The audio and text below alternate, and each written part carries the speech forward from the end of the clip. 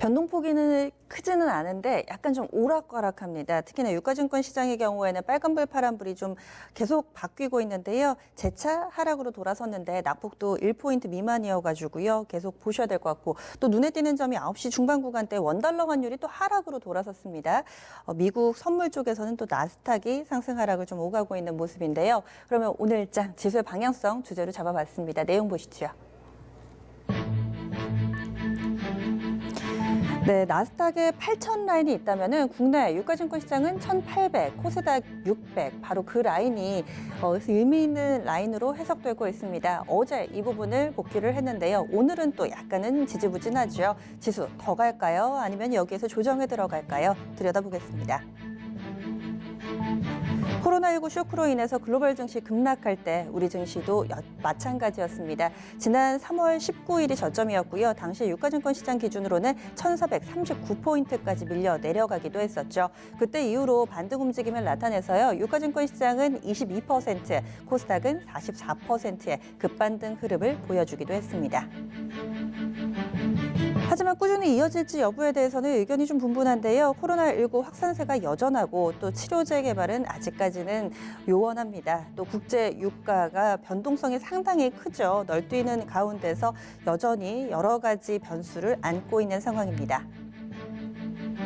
분석들을 보면은 V자다, W자다, L자다, 나이키형을 그릴 것이다. 이렇게 또 많은 전망들이 나오고 있는데요. 그러면 어떤 부분들 좀 더 봐야 될지 투자 전략까지 연결시켜 보겠습니다.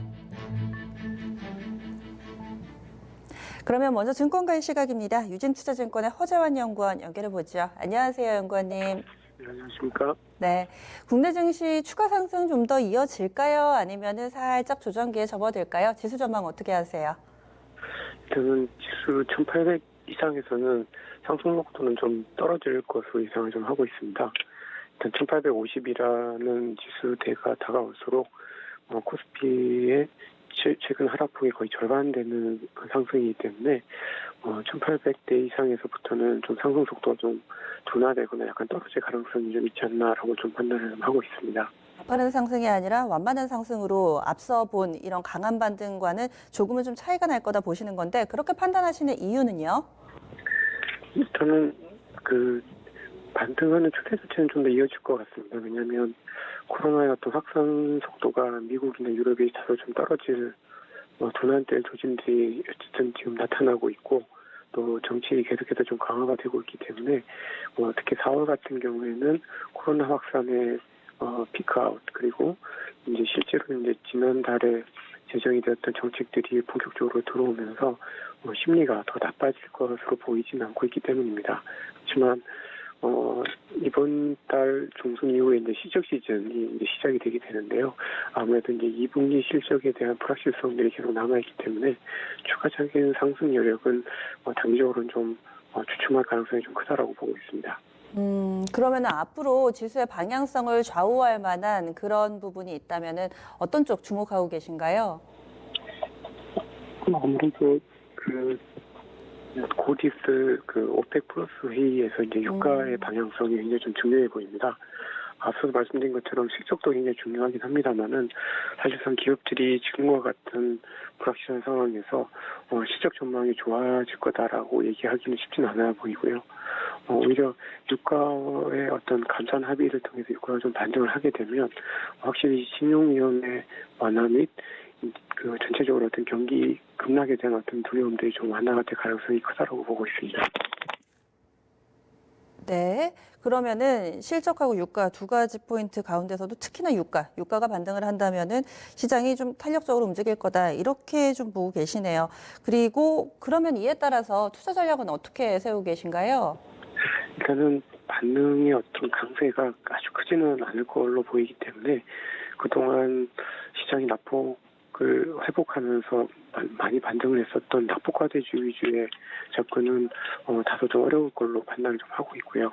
지금부터는 오히려 코로나19에도 불구하고 실적에 큰 영향이 없는 업종들, IT나 소프트웨어 같이 약간 좀 보수적인, 좀 방어적인 업종들과 필수 소비재류의 산업들이 좀 더 괜찮지 않을까 싶고 또 한 가지는 말씀드린 것처럼 정책의 수혜가 본격적으로 4월부터는 들어오기 때문에 이 정책의 수혜가 될 수 있는 부분들, 특히 그 두산중공업과 두산그룹과 관련된 기계산업, 그리고 RP메이커 관련된 증권 업종, 이렇게 정책의 직접적인 수혜를 볼 수 있는 업종들이 상대적으로 좀 괜찮아 보입니다. 네. 알겠습니다. 자세한 말씀 고맙습니다. 네. 지수의 반등의 밴드는 1850선 상단 정도로 보고 있고요. 그때까지는 완만한 상승세가 이어질 것이다. 그리고 또 투자 포인트에서 눈길을 끌었던 게 많이 빠진 종목, 낙폭과대주가 아니라 이제는 실적이 어느 정도 뒷받침되는 그런 방어적인 종목, 실적이 나오는 종목 위주로 대응을 해야 된다. 이렇게 유진투자증권 허재한 연구원 의견 줬는데요. 그러면 이어서 토마토 투자클럽의 신기수 전문가 의견도 들어보겠습니다. 전문가님 안녕하세요. 네, 안녕하세요. 신기수입니다. 네, 결론부터 한번 내려보죠. 전문가님은 지수 고, 스톱, 현재 국면에서 어떤 판단 내리고 계세요? 중기적으로 고, 그리고 4월은 혼조, 이렇게 예상을 하고 있고요. 2020년도에 적정 지수라는 것을 한번 좀 우리가 살펴볼 필요가 있습니다. 도대체 올해 이렇게 코로나19 때문에 지금 안 좋은데, 그럼 올해 지수가 과연 어느 정도까지 움직일까 전체적인 큰 그림을 좀 볼 필요가 있는데요. 그걸 보기 위해서 이제 그림을 하나 좀 준비를 했습니다. 코로나19가 언제쯤 과연 진정이 될 것인가 여기에 따라 가지고 우리나라의 이제 영업이익 증가율 추정치가 달라지겠죠. 그래서 지금 보게 되면은 이제 영업이익 증가율이 17.7% 정도지만은 4월 중에 이제 코로나19가 진정이 된다 이러면은 이제 이게 빠지기 때문에 8조 정도가 되겠고요. 6월 중까지도 코로나19가 갈 거다 그러면은 2조 4천억 정도. 그리고 만약에 9월까지 간다 그러면은 2조 4천억이 아니라 2.4%죠. 예. 그 9월까지 간다 그러면은 오히려 이제 작년보다 영업이익이 더 감소한다. 마이너스 8.9%. 12월까지 된다 그러면은 마이너스 14%까지 이렇게 예상을 좀 하고 있는데요. 여기에 이제 가장 최악의 경우와 그리고 이제 지금 4월 달 이렇게 예상을 해본다면은 이렇게 빠지는 걸 수치로 나타내 보면은 이제 가령 4월 중에 코로나19가 멈춘다 그러면 137조고요. 가장 나쁜 경우에는 이제 12월 달까지 간다 그러면은 우리나라 코스피 영업이익이 108조까지 이렇게 이제 빠지게 됩니다. 요걸 가정을 해봤을 적에 108조 정도라면은 우리나라 적정 지수는 코스피 1640포인트 정도가 되고 있고요. 137조 정도라면은 2230포인트 정도가 됩니다. 그래서 우리나라의 적정 어떤 코스피의 지금 밴드라고 그러면은 올해 같은 경우에 1640에서 2230포인트 정도를 예상을 해볼 수가 있겠고, 그래서 지금 이제 3월 달에 빠졌던 부분들은 분명히 이제 주가가 굉장히 좀 이제 과매도권까지 갔었다 이렇게 봐야 되겠고요. 단기적으로 반등이 나와서 지금 이제 1800선을 이제 왔다 갔다 하고 있기 때문에 이런 부분에서 본다면은 이제 단기 반등 정도는 어느 정도 나왔다 보이죠. 하단을 지금 1640까지 열어놔야 되니까. 그렇다면 이제 4월 달은 삼성전자 실적이 잘 나왔음에도 어제 오늘 보게 되면은 삼성전자의 주가가 지금 5만 원선을 못 넘고 있다는 것은 뭐냐면은 실적 경계감도 있고 또 코로나가 이제 과연 언제쯤 마무리가 될까에 대한 어떤 그런 이제 관망 심리도 있기 때문에 지금 이제 4월 달 정도는 좀 이제 지수 혼조권으로 좀 봐야 될 것 같고요. 코로나19 이제 확산이 좀 피크를 지난다 하는 이제 그런 이제 뉴스들이 나오고 그럴 경우에 글로벌 증시는 다시 한번 좀 1차 또 이제 레버업이 되는 이제 그런 형태의 움직임이 되지 않을까 예상을 하고 있습니다. 네. 그러면 이제 꼼꼼하게 좀 더 보겠습니다. 어느 생가부터 시장의 상식이 통하지 않게 되자 그동안의 기준선으로 삼았던 뭔가 지수에 대해서는 PBR 0.8배, 1배 이런 얘기들도 쏙 들어갔어요. 이 시점에서 다시 한번 좀 볼까요? 기본적 분석해 주시죠. 예, 그림을 좀 준비를 했는데요. 이제 PER하고 우리나라 12개월 선행 PER하고 그리고 이제 확정 PBR하고 두 개가 지금 같이 나와 있는 그림을 좀 보여드리도록 하겠습니다. 보시면은 이제 12개월 선행 PER 같은 경우에는 지금 9.5배 수준입니다. 그리고 이제 PBR 같은 경우에는 0.7배 수준. 예전에는 이제 한 배 이하면은 굉장히 PBR 한 배 이하면은 상당히 싼 거고 과매도권이다 이랬는데 이번에는 이제 엄청나게 지금 많이 빠졌었기 때문에 지난번에 이제 저점으로 본다면은 이제 PBR 같은 경우에 거의 0.6배 수준까지 빠졌었거든요. 지금 이제 반등이 좀 나오고 있는 구간인데 전체적으로 보게 되면은 PER이든 PBR이든 역대 최저치까지 지금 빠졌다 지금 반등이 나오고 있는 구간입니다. 그래서 아직까지도 우리나라의 밸류는 일단 뭐 싼 구간이다 이렇게 보셔야 되겠고요. PBR ROE로 판단하는 PBR 적정 수준이라는 게 있습니다. 예, 그림을 좀 보여드리겠는데요. 우리나라 ROE가 글로벌 국가에서 그렇게 높지는 않은 수준이에요. 근데 이제 그 ROE 수준을 감안을 한다 할지라도 지금 이제 0.87배 정도 나와야 되거든요. PBR이. 근데 이제 지금 0.72배 수준이니까 현재 구간이 그 ROE를 감안을 한다 할지라도 적정 PBR에서 18% 정도 하회가 되겠다. 이 얘기는 이제 우리나라 지수가 한 18% 정도 더 올라가야지 적정 수준이다 이렇게 볼 수가 있어서 어쨌든 과매도 구간이다. 글로벌하게 한번 비교를 해보도록 하겠습니다. 전 세계 글로벌 주요국들하고 12개월 선행 PER하고 PBR을 비교를 해봤습니다. 위쪽은 PBR인데요. PER인데요. 러시아가 지금 4.5로 제일 낮고요. 그리고 그 다음이 이제 우리나라입니다. 8.9배 이렇게 잡혀 있는데 요거 아까 제가 말씀드린 수치하고 좀 다른 점은 왜 다르냐면 이제 이게 이제 그 그림이 나온 게 좀 기간이 좀 달라서 그래요. 그리고 이제 제일 높은 쪽은 미국이 제일 높고요. 아래쪽에 이제 PBR을 보더라도 12개월 선행 PBR 우리나라가 러시아가 0.5, 우리나라가 0.9 이렇게 돼 있기 때문에 제일 낮습니다. 그래서 글로벌하게 보더라도 우리나라 밸류에이션은 상당히 좀 낮은 구간이다 이렇게 보입니다. 네. 그러면은 지금 밸류에이션 상으로도 충분히 좀 업사이드가 있는 상대적으로 타국가와 비교를 해봤을 때도 메리트 있는 구간으로 봐주셨고 이번에는 기술적으로 한번 넘어갈까요? 주요 이동평균선 5일선, 20일선 대체적으로 좀 회복이 된 모습인데요. 그 밖에도 볼만한 보조지표들 의미 있는 부분이 있으면 짚어주세요. 예, 제일 제가 이제 중요하게 생각하는 부분은 삼성전자인데요. 지금 삼성전자가 이번 주에 21선을 돌파를 했었죠.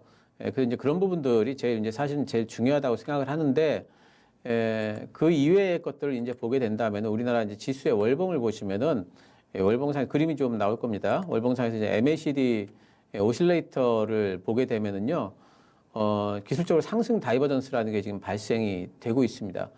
다이버전스라는 건 뭐냐면은, 이제 그 보조지표의 방향성하고 그리고, 실제 이제 그 주가나 또는 이제 차트의 방향성하고 좀 다른 경우가 되겠는데요. 맨 오른쪽에 보면은 위쪽의 보조지표는 저점이 올라가는 형태, 화살표가 위쪽으로 가 있죠. 저점이 지금 높아지고 있습니다. 근데 아래쪽에 보시게 되면은 우리나라 코스피는 저점이 계속 낮아졌죠. 이렇게 이제 방향성이 서로 다르게 될 경우에는 보조지표 쪽으로 끌려가는 경향이 있습니다.